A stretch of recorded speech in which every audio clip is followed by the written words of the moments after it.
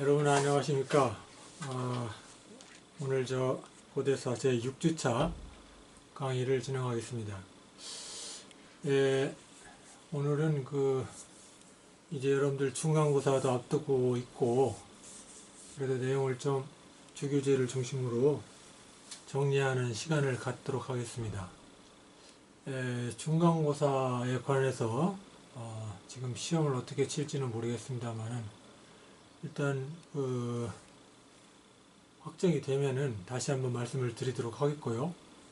일단 시험 범위는 우리 주교재 4장까지로 하는 걸로 하고, 중간고사에 대비해서 앞으로 주교재를 중심으로 정리를 할 테니까 여러분들이 강의 내용을 잘 들으시고 주교재 내용을 꼼꼼히 읽으셔서 정리를 하시기 바랍니다.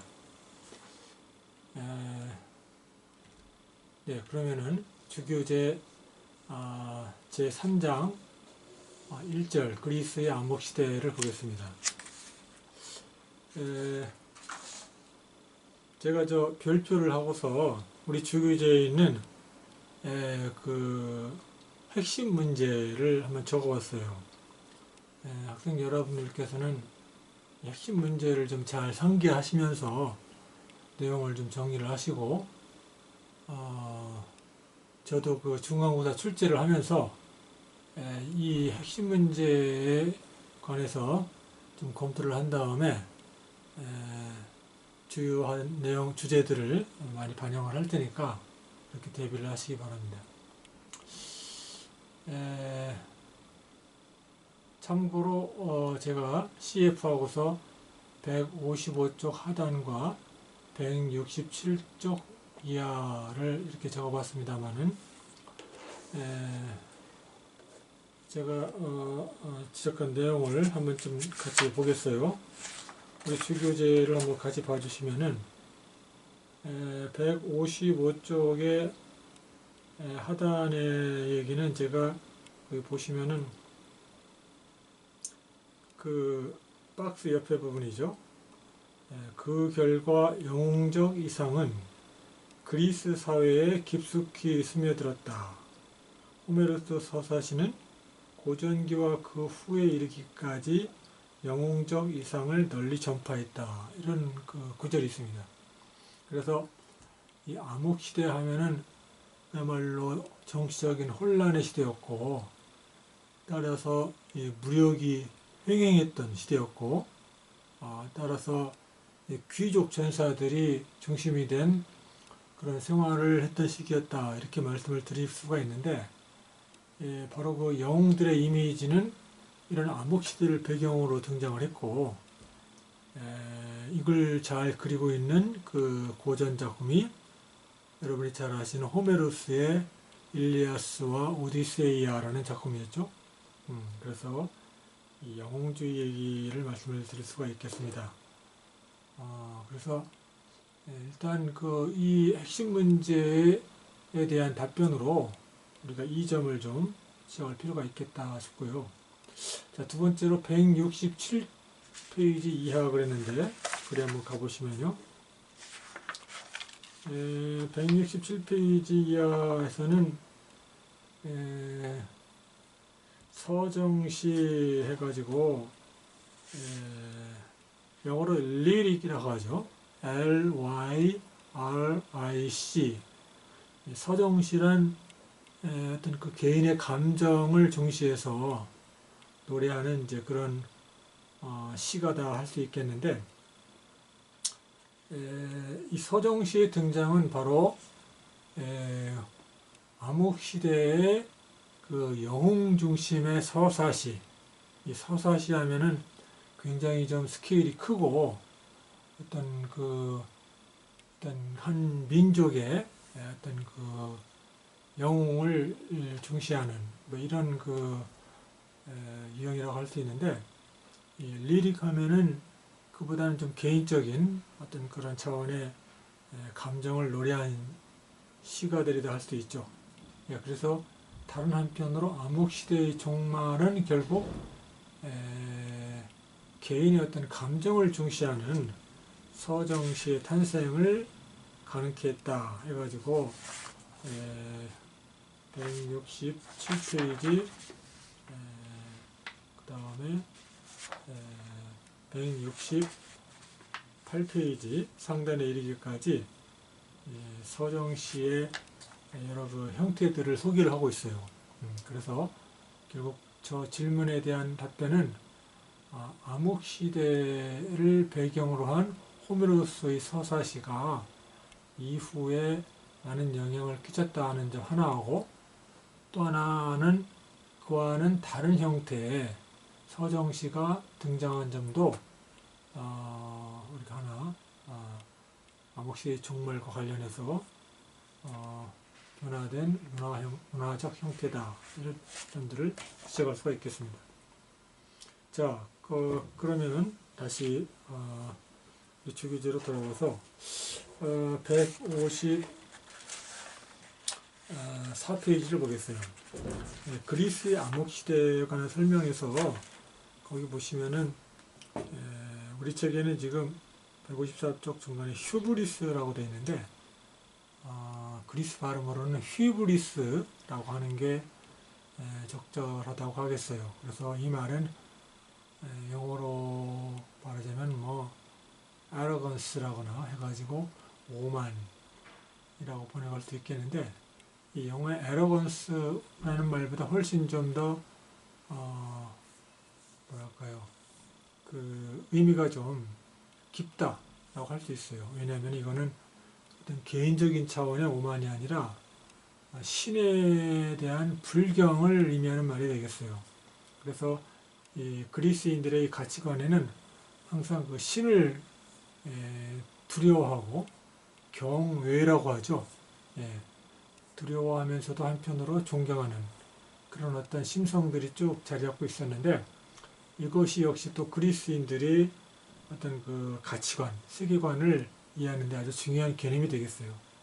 그래서 제가 CF 참고하고서 미토스, 파토스, 로고스 이렇게 적어봤는데, 그리스인들의 어떤 가치관, 심성을 설명할 때 흔히 미토스 하면은 신화, 신의 세계에 관련된 얘기죠. 그래서 방금 말씀드린 어떤 신에 대한 경외의 심정, 그런 것들이 어떤 인간의 본성 속에 하나가 있다, 이렇게 보는 거죠. 두 번째는 파토스 해가지고 이거는 영어로 말하면 패션이 되겠죠. 열정. 그래서 인간의 어떤 감정적인 어떤 요소가 있다는 거고, 세 번째 로고스 하면은 저 말은 이성, 여기에서는 지금 이성을 의미하는 말이 되겠어요. 로고스라는 말은 원래 말이라고 하는 뜻인데, word, 말이라고 하는 말의 의미가 이제 파생이 돼가지고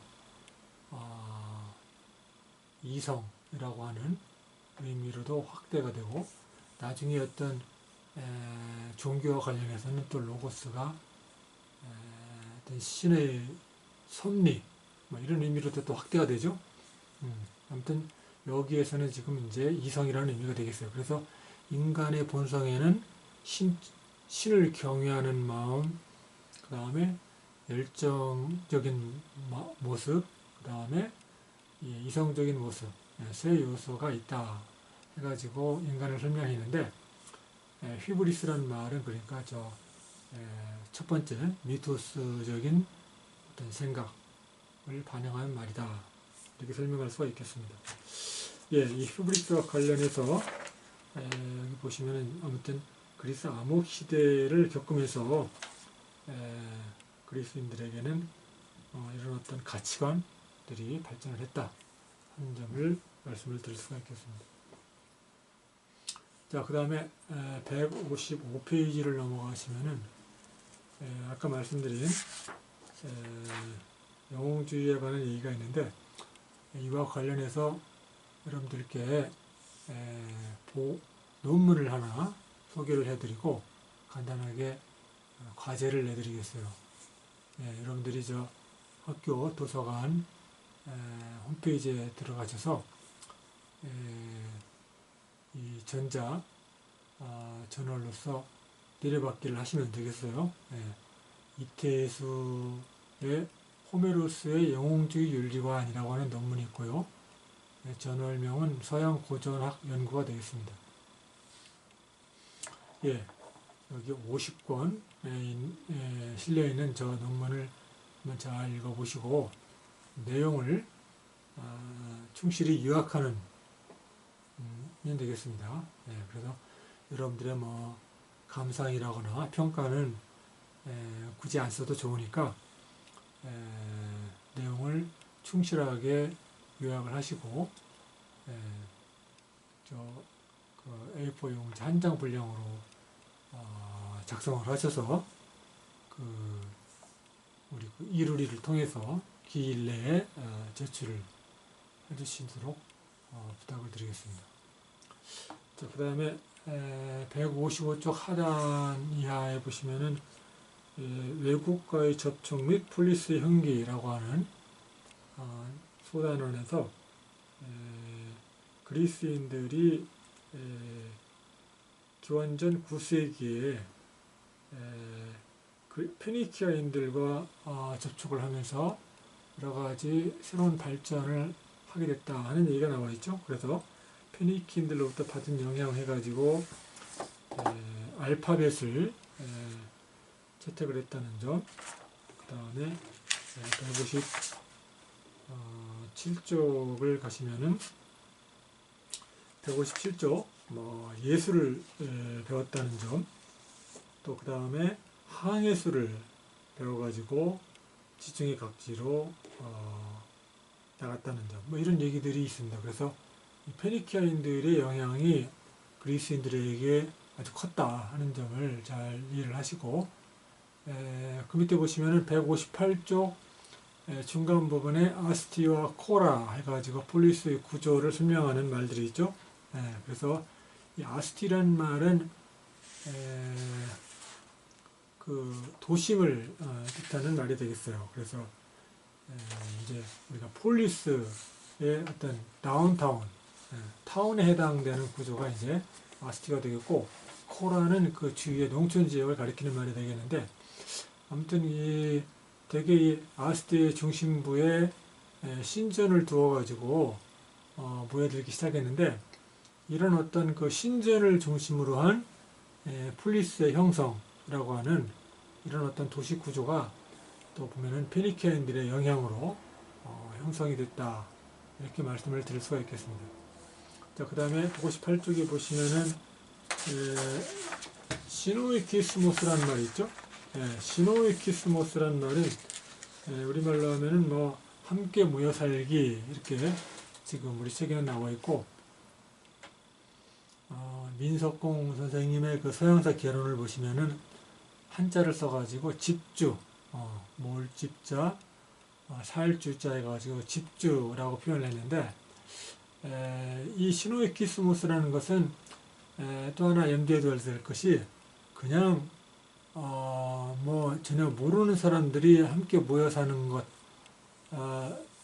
의미뿐만 아니라 이 오이코스라는 말이 들어가 있다는 점을 좀 알아야 되겠어요. 그래서 쉰이라는 말이 이제 together, 함께라는 뜻이고, 오이코스라는 말이 이제 어근이 돼가지고 만들어진 말인데, 오이코스라는 말이 라틴어로는 파밀리아고, 그래서 가족이라는 뜻이죠.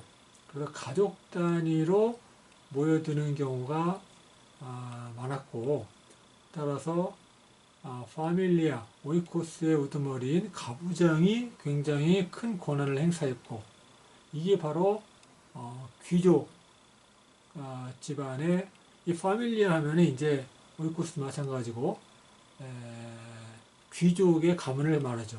오늘날처럼 뭐 핵가족, 소가족이 의미보다는 이때는 귀족이 거느린 어떤 큰 어떤 혈족, 또 그를 따르는 어떤 그 친족 또는 뭐 가내, 노예, 이런 집단들을 모두 합쳐가지고 이제 부르는 말이기 때문에, 여기서 오이코스나 파밀리아 하면은 귀족 가문을 가리키는 말로 이해하시면 좋겠어요. 그래서 결국 시노이키스모스는 결국 가부장이 주도적으로 일했고, 이거는 결국 귀족이 중심이 돼가지고 폴리스를 형성했다라는 것을 보여주는 행위라고 할 수 있겠습니다.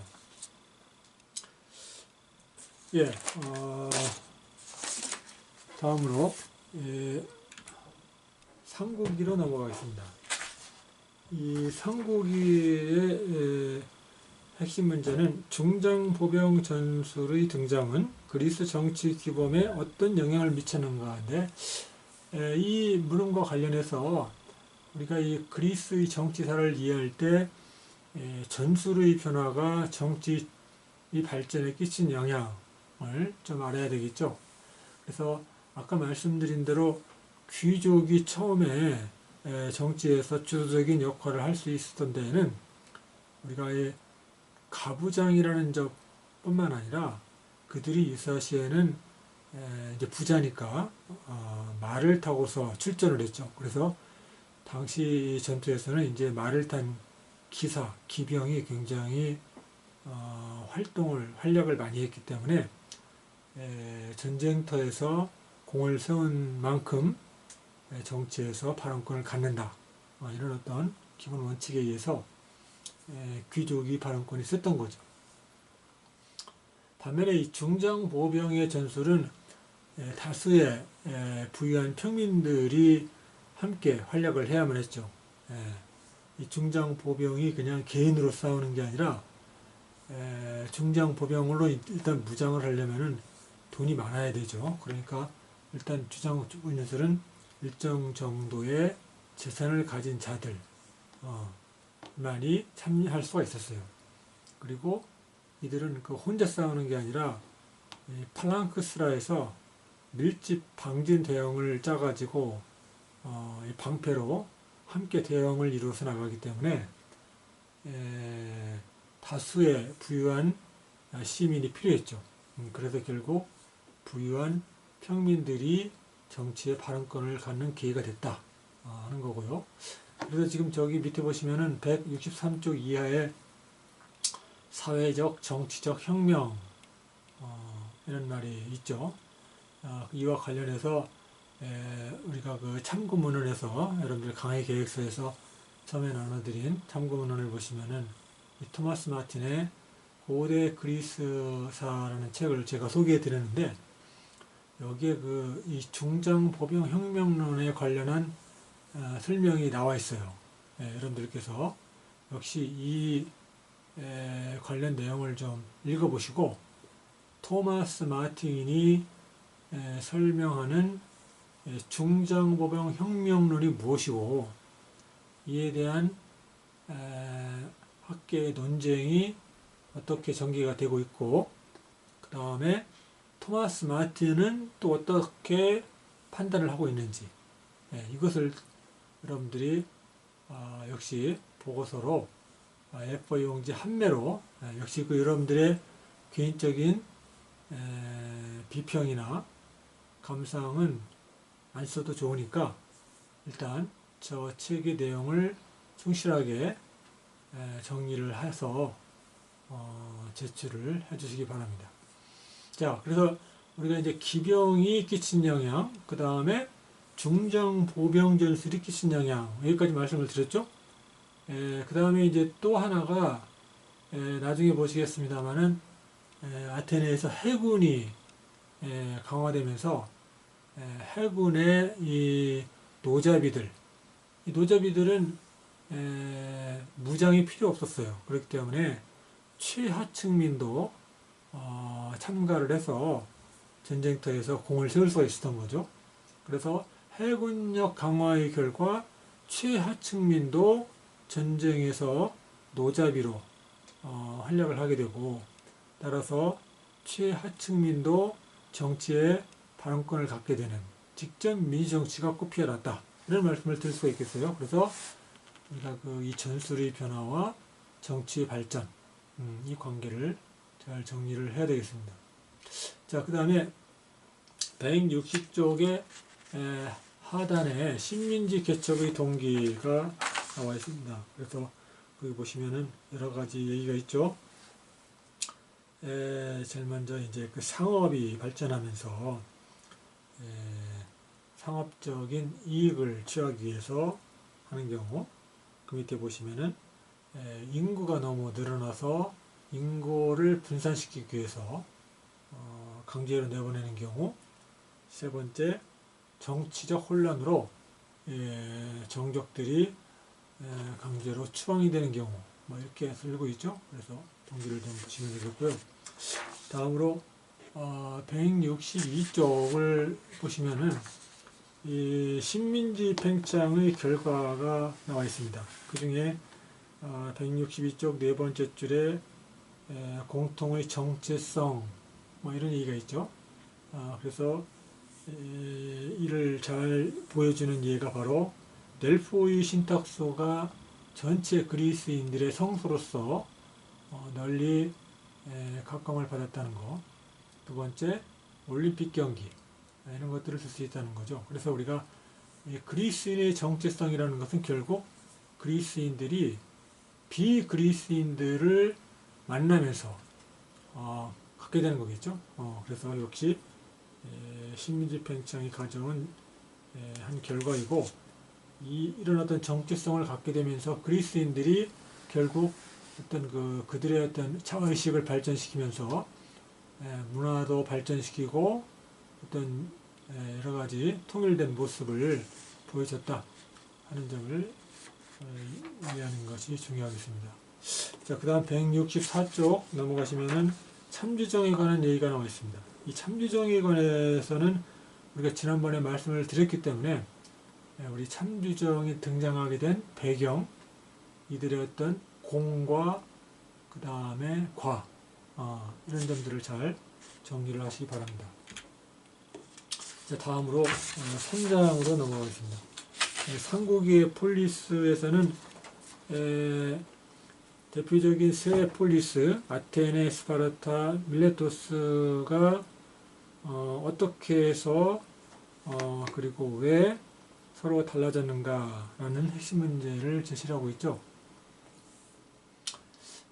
저는 참고로 아테네사 중심의 그리스와 이해는 정당한가, 이런 질문을 한번 함께 제시를 해봤는데, 우리가 이 그리스에는 사실 아테네와 스파르타, 코린토스 뿐만 아니라 아주 수백 개의 폴리스들이 있었던 걸로 이야기가 되고 있죠. 그런데 이 폴리스 중에 우리는 유독 아테네에 대해서만 주로 다루고 있습니다. 이게 과연 정당한가 하는 물음이 되겠는데, 일단 사료상으로 아테네 관련 내용이 지금 가장 많이 남아있기 때문에 다른 폴리스에 대해서는 사실 알고 싶어도 그렇게 자세하게 알기가 어려운 실정입니다. 그래서 일단 사료상에 문제가 있다는 점을 드리고요. 자, 그러면은 이게 과연 정당하냐? 사료가 없다고 해서 그러면은 아테네만 가지고 그리스 세계가 마치 다 그랬던 것처럼 볼 수 있겠느냐 하는 물음이 제기될 수 있죠. 당연히 물론 그렇게 하면 안 되겠죠. 하지만은 아까 말씀드린 사료상에 문제가 있다는 점이 하나가 일단 한계가 있고, 또 하나는 그래도 뭐 아테네가 여러 폴리스들을 대표하는 어떤 폴리스로서의 역할을 했다라는 점을 감안할 때 그리스사 전체를 이해하는데 아테네의 역사가 갖는 중요성이 굉장히 크다 하는 점을 우리가 이해를 한다면은 아테네사를 중심으로 이해하는 것도 어느 정도 일리가 있다, 이런 말씀을 드릴 수가 있어요. 그래서 예를 들면은 이제 나중에 우리가 보면은 이제 아테네가 페리클레스에서의 연설에도 보면은 뭐 그리스인들의 학교다, 이런 자부심을 내세우고 있죠. 이게 단순히 어떤 페리클레스의 어떤 그야말로 허황된 얘기가 아니라 당시 아테네가 그만큼 그리스 전체의 어떤 그 중심지 역할을 했습니다. 그래서 사실 각지에서 그리스인들이 모여서 아테네에서 활동을 했고, 또 아테네가 이렇게 중요한 역할을 하다 보니까 아테네의 정치 체제가 다른 폴리스에 수출이 되는, 많은 영향을 끼치는 어떤 그런 경향을 보였기 때문에 아테네의 사가 결국 중요한 역할을 한다, 이런 점을 인정할 수가 있겠습니다. 자, 그래서 우리는 일단 이 세 폴리스가 서로 어떻게 달랐고 왜 달라졌는가 하는 점을 염두에 두시고 공부를 하셔야 되겠죠. 자, 그래서 167쪽을 보시면은 서정시를 아까 말씀을 드렸습니다만은 그 중에 7세기에 아르킬로코스의 시가 하나 소개가 되어 있죠. 예, 그래서 역시 이제 중요한 사리 역할을 하는데 167페이지를 잠깐 보시면은 파우로스의 아르킬로코스가 쓴 시에 보면은 어떤 야만인이 내 방패를 휘두른다. 내가 버린 방패였다. 해가지고 시가 하나 나와 있죠. 이 시가 의미하는 바는 뭐냐? 바로 시민의 독립성이라고 제가 적어봤는데, 아르킬로코스 이전의 전통적인 가치에 의하면은, 아까 중장부병 말씀을 드렸습니다만은, 이 중장부병이 갖추어야 될 장비 중에서도 가장 중요한 게 바로 방패였어요. 왜냐하면 방패를 가지고 팔랑크스라고 하는 대형을 짜야만 했기 때문에 그야말로 움직이는 성을 만들기 위해서는 방패가 있어야만 했죠. 근데 이 방패가 굉장히 비쌌어요. 그래서 옛 그 전통에 의하면은 전사는 모름지기 전장터에 나가면은 방패를 잃어버려서는 안 된다. 목숨처럼 방패를 중시해야 된다. 이런 교육을 받았던 거죠. 그래서 뭐 그리스의 어머니들이 자기 아들이 전쟁터에 나가면은 부디 용감히 싸워서 살아 돌아오거라. 만일 그렇지 못하거든 방패에 실려서 돌아오거라. 뭐 이런 훈계를 했다고 그래요. 그만큼 이제 용감히 싸우라는 말과 함께 방패의 중요성을 보여주는 얘기인데, 지금 이 아르킬로코스의 시를 보면은 그런 어떤 가치를 조롱하는 거죠. 예, 방패는 돈 있으면 사는 거다. 예, 하는 이제 얘기를 하고 있는데, 이 시가 상징하는 바는 결국 전통에 대한 불신, 비판, 또 이 전통을 불신한다는 것은 전통을 그야말로 쥐고서 권력을 행사하는 자들이 누구겠어요? 바로 귀족이죠. 예, 그래서 이 시민들이 귀족에게 그동안에는 그야말로 꼼짝을 못했는데, 이제 당당하게 시민의 가치, 시민의 권리, 이런 것들을 귀족 앞에 내세우게 됐다 하는 어떤 사정을 보여준다는 거죠. 예, 이런 것들이 가능했던 이유가 바로 그 신민화 운동으로 사람들이 각처에 다니면서 경험을 쌓고, 또 이 상업 활동이 등장하면서 돈을 중시하는, 이 돈이라는 것이 결국 당시 개인의 능력을 상징하는 거 아니겠어요? 그렇기 때문에 어떤 집단보다는 개인, 그 다음에 귀족이라고 하는 신분보다는 개인의 능력, 이런 것들을 강조하는 사회가 됐다는 것을 보여주고 있는 시가 바로 아르킬로코스의 시다. 이렇게 말씀을 드릴 수가 있겠습니다. 자, 아무튼 이런 어떤 변화가 이제 신민화 운동과 함께 등장을 했다는 거고요. 169쪽을 보시면은 아테네 국법에 관한 얘기가 소개되어 있습니다. 그래서 아르콘 하면은 이제 최고 정무관이죠. 그래서 뭐 집정관, 로마에서처럼 집정관으로 번역을 하기도 하는데 뭐 보통 그냥 아르콘 하죠. 그 다음에 귀족회의로서 아레오파고스 회의가 있었고, 결국 아레오파고스 회의가 실질적으로 국가를 이끄는 단체였다고 할 수 있죠. 왜냐하면은 아르콘은 임기 1년에 불과했고, 결국 퇴임 후에는 아레오파고스 회의의 구성원이 됐기 때문에 아레오파고스 회의의 어떤 결정을 따를 수밖에 없는 처지였다는 거죠. 자, 그 다음에 협의회가 나중에 이제 생겨나죠. 그래서 우리가 솔론의 개혁의 밑에 나옵니다만은 솔론의 개혁으로 400인 협의회가 만들어진 것으로, 이건 논란이 좀 있습니다만은 대체로 솔론에 의해서 400인 협의회가 만들어진 것으로 보는데, 본래 분례라는 말은 영어의 카운실이 되겠어요. 그래서 사실은 아레오파고스 회의도 결국은 하나의 카운실이기 때문에 분례라고 부르기도 하는데 보통은 이제 구분을 해가지고 400인 협의회를 분례 이렇게 부르는 경우가 더 많습니다. 자, 그 다음 민회는 전 시민의 모임으로 에클레시아 이렇게 법법이 이루어져 있었는데 아까 말씀드린 대로 이제 그 사회가 변화하면서 결국 귀족의 정치 독점을 비난하는 여론이 형성되니까 솔론의 개혁이 등장을 했죠.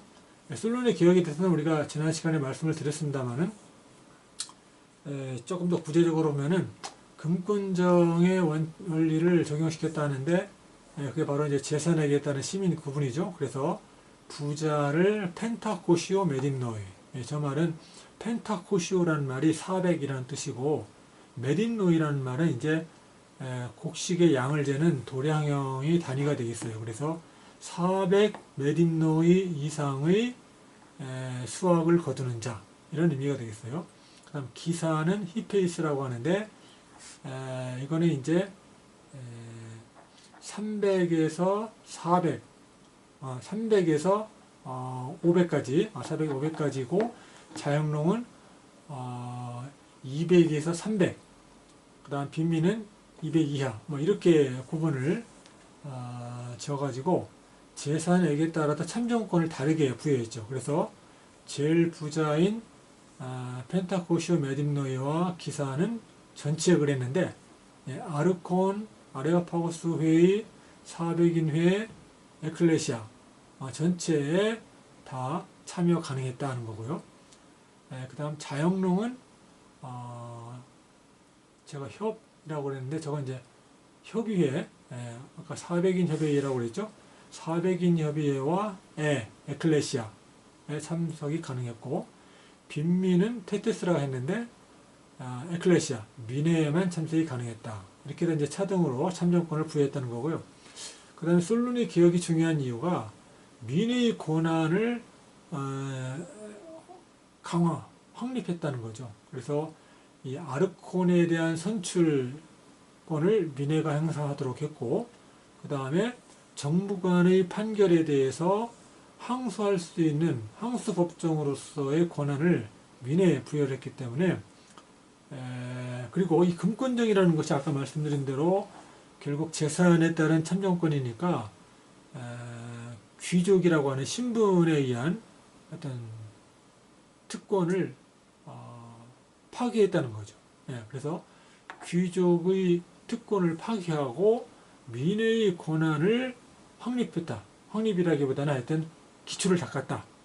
아직 뭐 이때 민회가 그렇게 실질적으로 활발하게 광범위하게 권한을 행사는 아니었지만은 아무튼 저런 원칙을 세워줌으로써 민회의 어떤 최고 기구로서의 어떤 기초를 닦았다 하는 점에서 우리가 솔론의 개혁을 아테네 민주정치의 토대를 마련한 인물 이렇게 얘기하죠.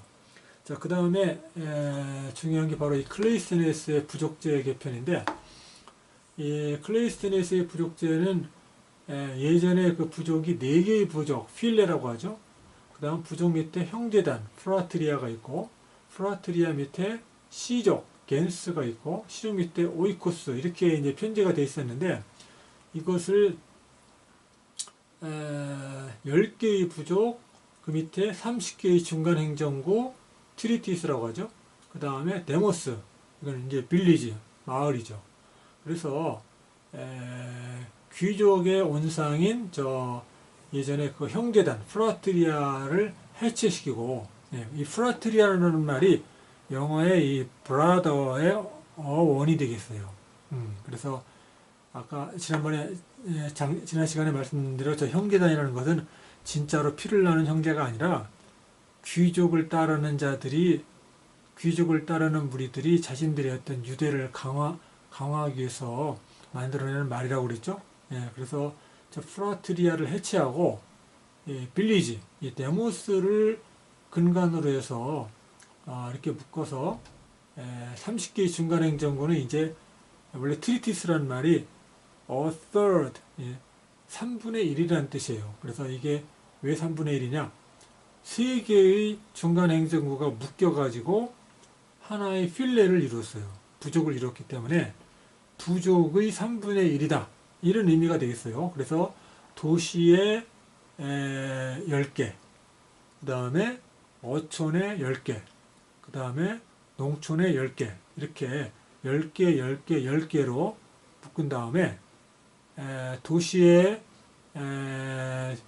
트리티스 하나, 어촌에 트리티스 하나, 그 다음에 농촌에 트리티스 하나를 묶어가지고 하나의 부족으로 모여서 투표를 하도록 한 거죠. 그래서 그야말로 직업과 지역과 이런 형제단에 의한 귀족의 간섭 이런 것들을 다 지역세 그 다음에 귀족의 간섭 그 다음에 어떤 그 직업에 따른 어떤 이런 것들을 다 차단한 채 데모스의 빌리지의 구성원이면은 그야말로 국정에 아무런 어떤 왜곡 없이 그 한 표를 행사할 수 있는 우리도 이제 곧 선거를 치르게 되겠습니다만은 어떤 이런저런 간섭 영향 받지 않고 자신의 소신대로 한 표를 행사할 수 있다 해가지고 우리가 데모스 플러스 크라티아 파워라는 뜻이죠. 그래서 데모크라시 민주주의라는 말이 이제 탄생을 하는 거죠. 아무튼 그래서 이 클레이스테네스의 부족제 개편의 갖는 의의가 굉장히 크다 해가지고 여기에서 그 보시면은 말이 조금 정복이 됐습니다만은 10명의 장군 부족 하나당 1명의 스트라테고스죠. 그 다음 500인 협의회 그래가지고 부족 하나당 50인씩의 대표자를 뽑아가지고 50 곱하기 10 해서 500인 협의회를 새로이 만들고 그 다음에 도편추방제라는 걸 만들었다고 얘기되는데 이 도편추방제가 클레이스테네스가 만들었느냐에 대해서는 기타 학계의 논란이 있습니다. 하여튼 근데 이 사료상으로는 클레이스테네스가 만드는 걸로 나오고 있습니다만은 이게 클레이스테네스가 만들고 나서 한참 동안 이걸 시행했다는 그 기록이 남아있지 않고 또 도편 추방에 의해서 참주가 방지될 수도 있겠느냐.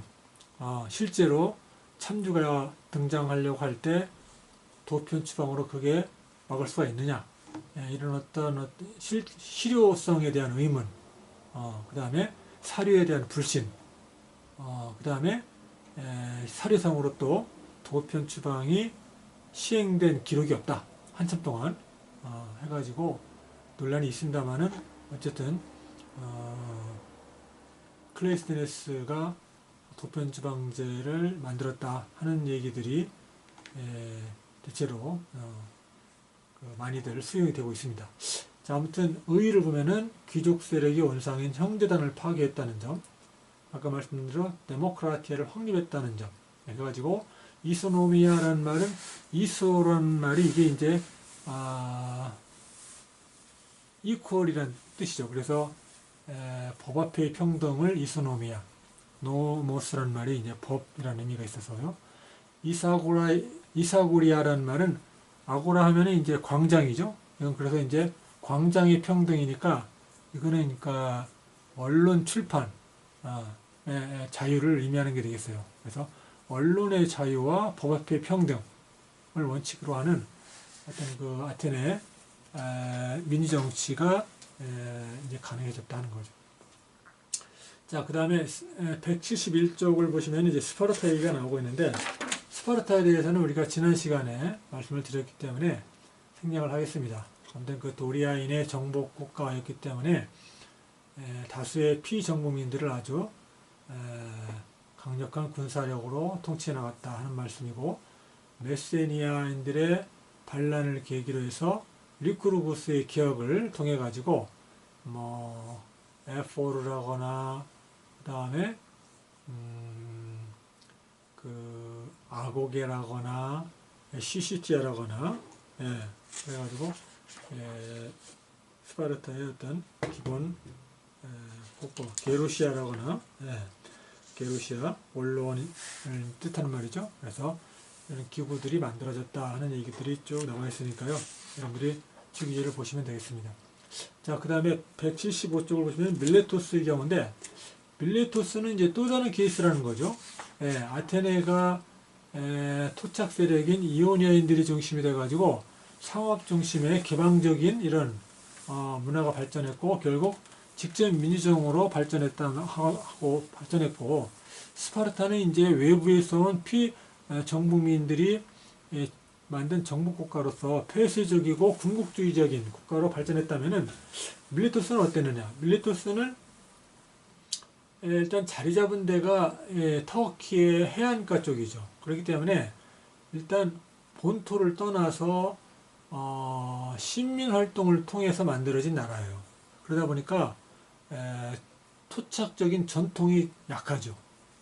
전통이 그리 강하지 않고 또 하나 이 터키 해안지대는 오리엔트 문화의 영향을 많이 받는 지역이었어요. 그래가지고 선진 문화의 영향, 그 다음에 토착 전통이 미약 이러다 보니까 훨씬 더 개인 어떤 시민의 권리, 어떤 개인주의적인 성향이 상당히 강했다 하는 거죠. 그래서 우리가 세계 시민주의가 발전했고 전통이 이제 미약해서 자 이러다 보니까 결국 귀족들에 의한 어떤 그 과도지배 체제라기보다는 개인들이 결국은 미는 시민 개개인의 어떤 그 지지를 받는 참주가 등장을 일찍 했다는 거죠.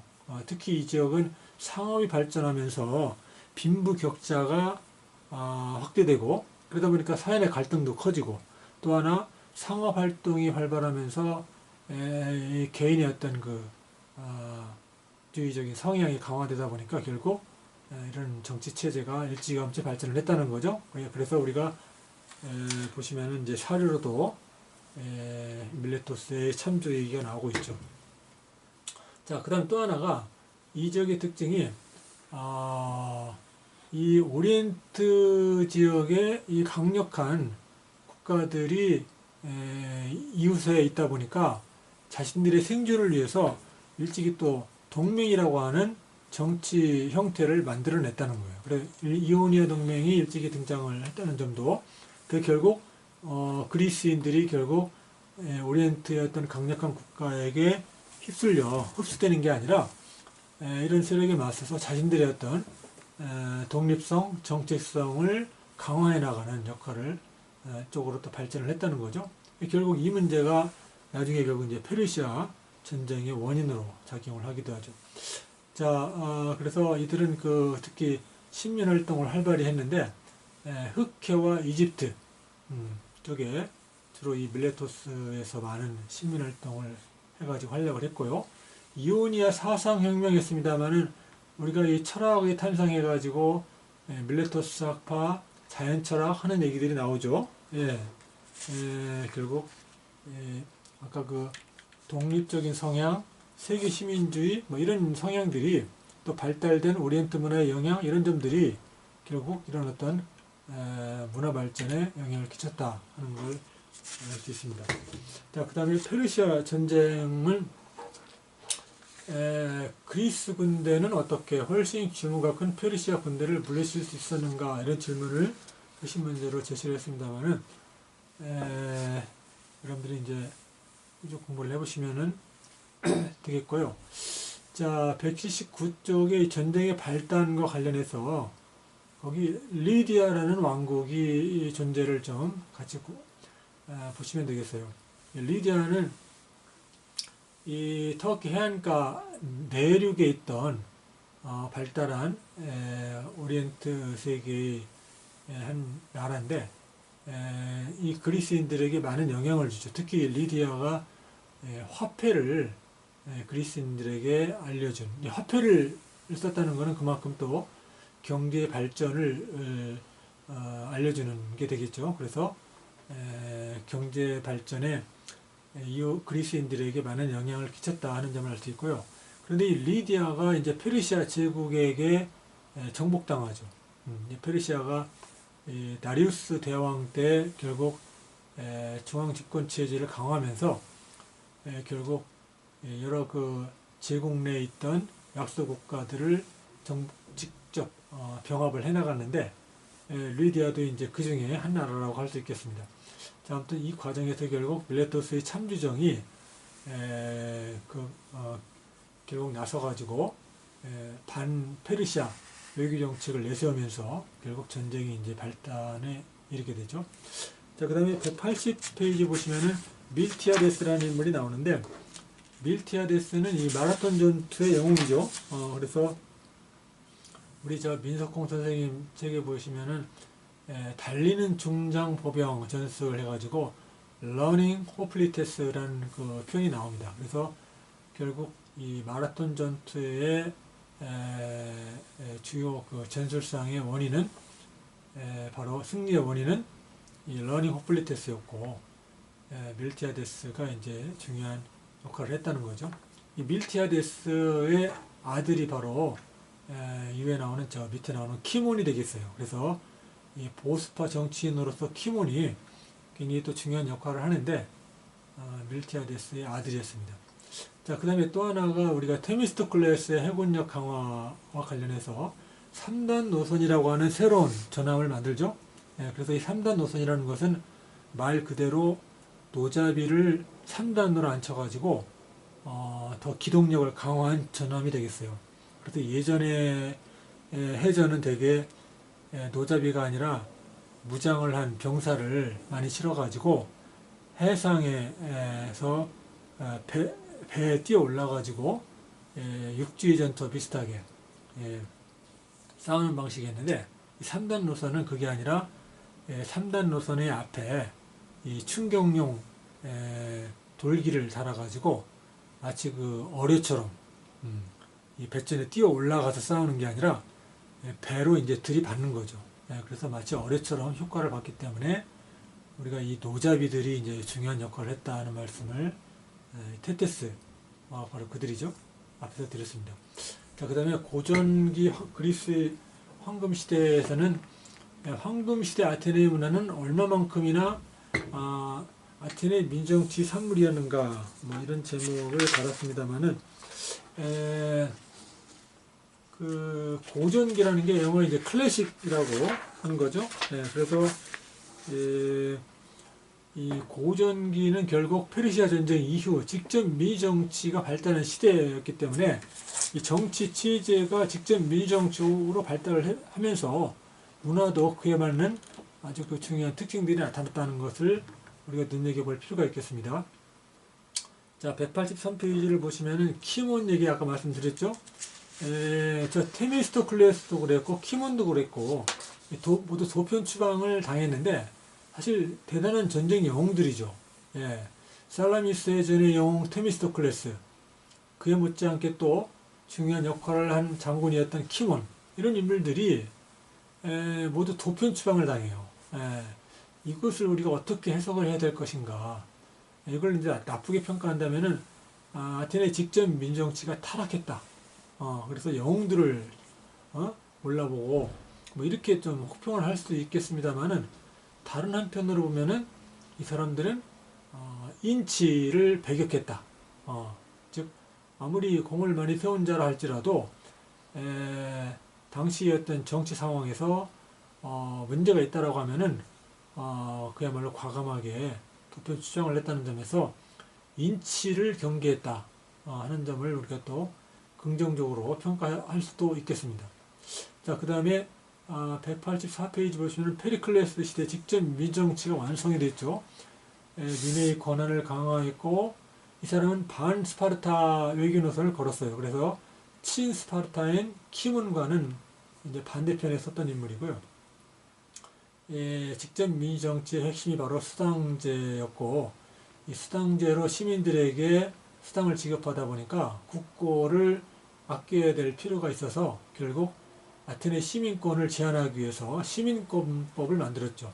그래서 양친이 모두 아테네 시민인 경우에만 그 자손에게 시민권을 부여하는 법이 시민권법이 되겠습니다.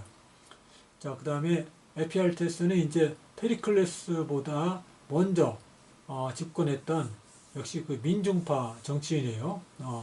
페리클레스도 민중파였죠.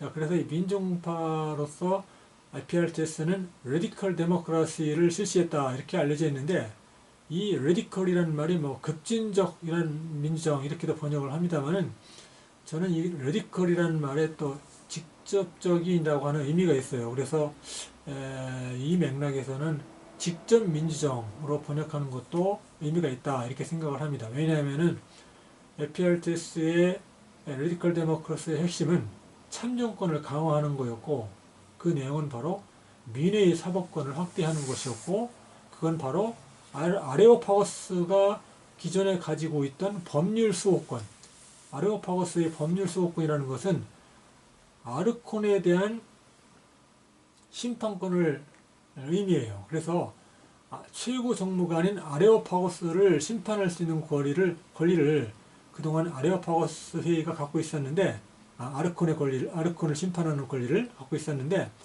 이것을 무력화시켜 가지고 결국 민회가 최고 법정의 역할을 하게 됩니다. 그래서 결국 민회가 이제 배심원 법정을 통해서 직접적인 최고 사법권을 행사를 하고 뿐만 아니라 사법뿐만 아니라 국가를 이끄는 주요한 정책 결정을 민회가 다 하게 됩니다. 그래서 우리가 에피알테스의 레디컬 데모크라시 이후 아테네에서는 민회가 곧 왕과 같은 역할을 한다. 뭐 이런 이제 사료상에 언급이 나올 정도로 이제 강화가 된 거죠. 이렇게 볼 때 직접 민주정, 직접 정치에 참여해서 권한을 행사한 거기 때문에 그런 의미가 되겠습니다. 자, 그 다음에 185쪽을 보시면은 아테네의 연극이 이제 발전을 하죠. 드라마인데 이 아테네 뭐 비극 트레지디 해가지고 우리가 3대 비극 작가 뭐 나오고 합니다만은 아테네 이 드라마에는 정치적 국가 종교적 성격이 굉장히 강화돼가지고 결국 아테네 직접 민주정치가 발전하면서 이 드라마가 더 활성화됐고 또 반대로 이 드라마 공연을 통해서 국정에 사람들이 관심을 갖고 또 이 드라마를 관람을 하고 또 국가 정책에 종교 정책에 대한 장을 가졌기 때문에 결국 아테네의 연극의 발전은 직접 민주정치의 발전과 긴밀하게 관련을 갖는다. 이런 말씀을 드릴 수가 있겠습니다. 자, 그 다음에 186쪽을 보시면은 또 산문의 발달 이런 말이 있어요. 186쪽. 페리클레스 시대의 아테네는 그리스 산문 발달에 비옥한 토양이기도 했다 그랬는데 이 산문이라는 말은 이제 운문의 반대죠. 그래서 우리가 운문이 원래 처음 발전을 했는데 문학 형태로서 운문은 사실 이게 귀족들의 글이에요. 사실 운문은 짓기가 쉽지가 않죠. 반면에 산문은 훨씬 이 작문이 쉽고 표현이 자유로웠습니다. 그렇기 때문에 일반 그 민중들이 자신들의 의사 표현, 정서, 감정을 표현하기에 편리한 것이 산문이었죠. 그래서 결국 철학, 수사학, 역사 이런 어떤 글쓰기 장르들은 아테네의 직접 민주정치와 긴밀한 관계가 있다. 이렇게 말씀을 드릴 수가 있겠습니다. 자, 그 다음에 6절 동맹의 구축과 펠로폰네소스 전쟁인데 펠로폰네소스 전쟁은 그리스 철학에 어떤 영향을 미쳤는가 이런 물음인데 펠로폰네소스 전쟁은 결국 그리스 폴리스 간의 내전이었고 이 전쟁의 결과 폴리스는 결국은 힘을 잃고 이제 쇠퇴의 길을 걷게 되죠. 그랬을 때 결국 그리스 철학에서 어떻게 해야만이 제대로 된 나라를 다시 만들 수 있는가 이런 어떤 문제에 대해서 또 어떻게 하면 시민들이 시민으로서의 어떤 교양을 갖추면서 올바른 생활을 할 수 있도록 하겠는가 어떤 개인의 시민으로서의 윤리의식 국가와 시민은 어떤 관계를 맺어야만 하는가 뭐 이런 어떤 윤리와 정치에 관한 관심들이 본격적으로 발전을 하게 돼서 결국 소크라테스가 등장을 하게 되고 소크라테스의 제자들인 플라톤 그 제자인 아리스토텔레스가 등장을 하게 되죠.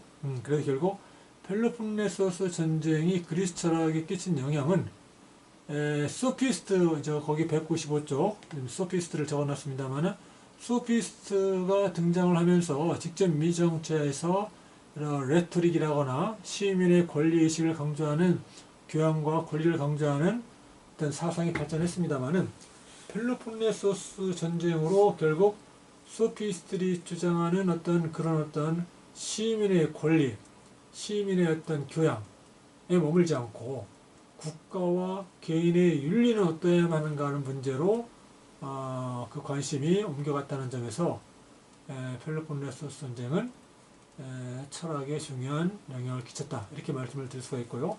자, 그 밑에 위에 보시면은 페리클레스의 제국주의 정책이 나옵니다만은, 이건 페르시아 제국과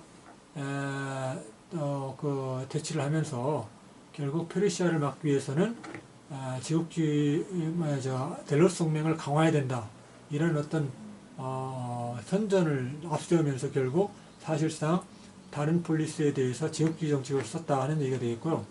페르시아 제국과 강화, 저 얘기는 페리클레스가 페르시아 제국과 손을 잡았다는 거죠. 왜냐? 스파르타에 반대하는 이런 정책을 효과적으로 쓰기 위해서. 이 얘기는 우리가 이 그리스 세계의 폴리스들이 페르시아 제국과 어떤 식으로 관련을 맺었는가, 그리고 같은 폴리스들끼리의 반목이 얼마나 심했는가, 이런 점들을 생각해 준다는 거죠. 그래서 페르시아 전쟁 이후에 그리스 폴리스들에 대해서 꾸준하게 영향을 끼쳤고, 또 폴리스 내의 관계가 그렇게 같은 그리스인이라고 하는 어떤 그런 유대감만 있었던 건 아니라는 거죠. 자, 그 다음 마지막으로 클레온 얘기가 나오죠. 191쪽. 그 다음 194쪽에 또 보면 30인 참재정, 민정의 회복, 반스파르타 여론, 이런 것들이 나옵니다만은, 이 펠로폰네소스 전쟁 이후에 그리스의 정치가들을 우리 데마고고스, 선동정치가라는 부정적인 말로 보고 있습니다만은, 포레스트의 그 그리스 민정의 탄생과 발전에 나오는 글하고, 김봉철의 데마고고스 클레온을 보시면은, 이 데마고고스에 대한 평가를 그렇게 선동정치가라고만 봐서는 안 된다. 당시의 어떤 역사적인 상황을 반영해가지고 직접 민정치하에서 나온 자연스러운 어떤 정치 체제다, 이렇게 긍정적으로 평가를 하는 내용이 나와 있습니다. 예, 오늘은 여기까지 말씀을 드리겠습니다. 수고하셨습니다.